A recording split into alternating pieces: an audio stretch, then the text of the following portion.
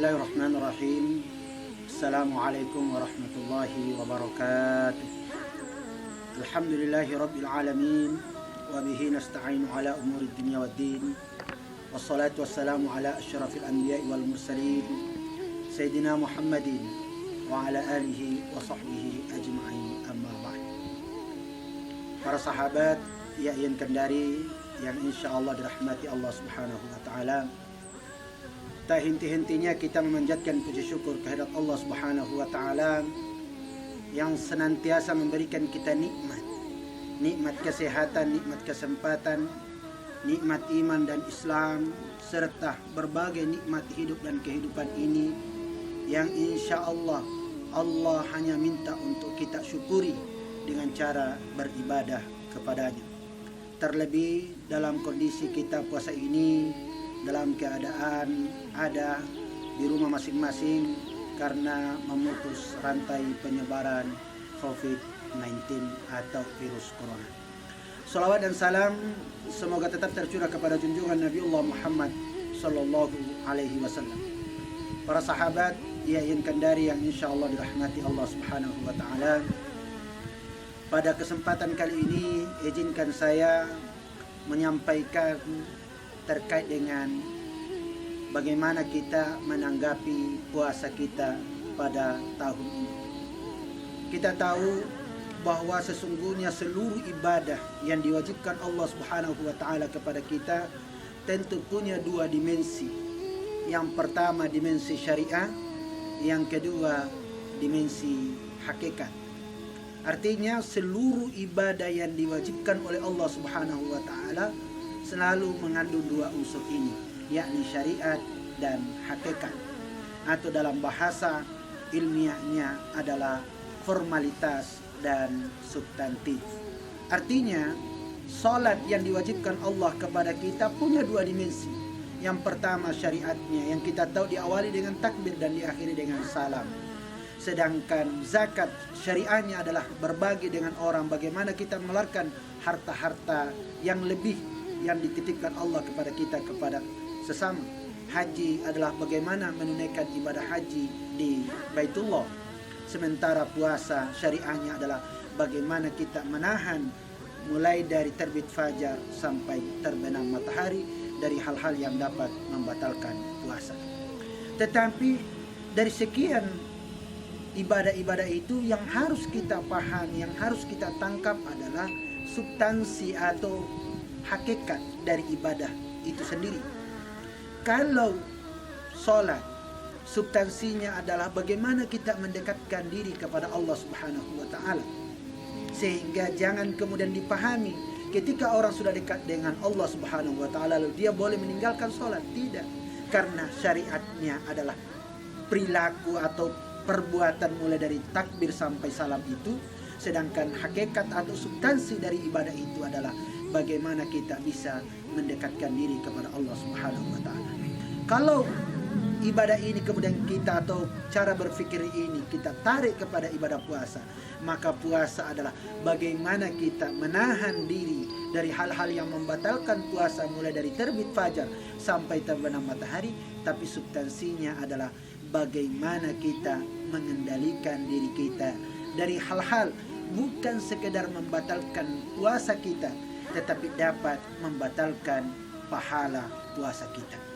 Oleh karena itu sering kita mendengarkan hadis-hadis Rasulullah sallallahu alaihi wasallam yang disampaikan oleh para mubalik, para penceramah, kam min shaimin laisa lahu min siyamihi illa al-ju' wal 'atas. Betapa banyak orang yang berpuasa tidak mendapatkan apa-apa dari puasanya kecuali lapar dan dahaga. Di hadis yang lain Rasulullah bersabda, "Man lam yada' qaula az-zur wal 'amala bi falaysa lillahi hajatun fi ay yada'a ta'amahu wa syarabahu." Betapa man lam yada' qaula az-zur, siapa yang tidak bisa meninggalkan yang berupa kata-kata kotor atau selalu melakukan atau mengerjakan perbuatan-perbuatan keji dan kotor, maka Allah tidak membutuhkan puasanya. Allah tidak butuh padanya untuk menahan dari makan dan minum, karena meskipun ia menahan dari makan dan minum, tetapi substansi atau esensi dari puasanya tidak bernilai apa-apa. Oleh karena itu, mari kita di momentum bulan suci Ramadan ini kita harus menangkap esensi daripada al-imsak. Terlebih dalam kondisi virus corona ini, tentu imsak jauh lebih luas maknanya. Bukan sekedar menahan dari hal-hal yang membatalkan puasa, bukan sekedar dari hal-hal yang bisa membatalkan pahala puasa, tetapi kita juga mengendalikan diri kita atau imsak. Bagaimana kita tidak menyebarkan virus kepada orang lain, atau bagaimana kita tidak terinfeksi virus corona ini. Maka salah satu cara untuk imsaknya adalah bagaimana kita tinggal di rumah, bagaimana kita menjaga jarak, bagaimana kita selalu mencuci tangan, bagaimana kita berpola hidup dengan pola hidup sehat, bagaimana kita memperbanyak zikir kepada Allah Subhanahu wa taala. Inilah yang mestinya kita lakukan pada momentum bulan suci Ramadan pada tahun 2020 ini. Oleh karena itu sekali lagi bahwa puasa selalu mengandung dua unsur syariah. Syariah begitu mudah kita lakukan. Kalau kita sudah tidak makan mulai dari terbit fajar sampai terbenam matahari, kalau kita sudah mampu menahan minum dari terbit fajar sampai terbenam matahari, kalau kita bisa mampu mengendalikan hawa nafsu kita untuk tidak berhubungan suami istri mulai dari terbit fajar sampai terbenam matahari, maka syariatnya kita telah dapatkan. Mudah untuk anak kecil mampu ia lakukan, untuk anak-anak selevel, anak-anak yang bahkan orang yang tidak paham agama pun itu mudah untuk dia lakukan. Tetapi yang perlu kita tanamkan adalah bagaimana supaya nilai-nilai ibadah kita itu tidak hilang, supaya nilai ibadah itu terimplementasi dalam kehidupan kita sehari-hari. Pemirsa, para sahabat yang kendari yang insya Allah dirahmati Allah Subhanahu wa taala. Sekali lagi, mari kita semakin menajamkan ibadah kita, bukan hanya ibadah syariah saja, bukan hanya ibadah ritual saja. Jangan sampai berlalu Ramadan sekian kali tetapi nilainya tidak kita dapatkan. Jangan sampai setiap tahun kita melaksanakan ibadah puasa, mulai dari tahun kita lahir, bahkan mulai kita mampu untuk berpuasa. Mungkin ada usia 7 tahun, ada yang berusia 9 tahun, ada yang berusia 10 tahun. Dia sudah puasa sampai setua ini, tapi tidak menangkap nilai-nilai dari ibadah puasa itu. Betapa banyak di antara kita sudah mampu berpuasa 30 hari lamanya, tetapi belum mampu berpuasa dari kata-kata kotor, belum mampu berpuasa dari status-status yang bisa memprovokasi orang lain, tidak mampu berpuasa dari status-status yang bisa menyebarkan berita-berita yang tidak benar. Kalau ini tidak mampu kita lakukan, maka jangan-jangan puasa kita ini hanyalah sekedar puasa syariah, tapi hakikatnya belum kita dapatkan. Maka ada ungkapan yang sungguh bisa menjadi renungan buat kita. Kata ulama, kunu rabbaniyin wala takunu ramadaniyin.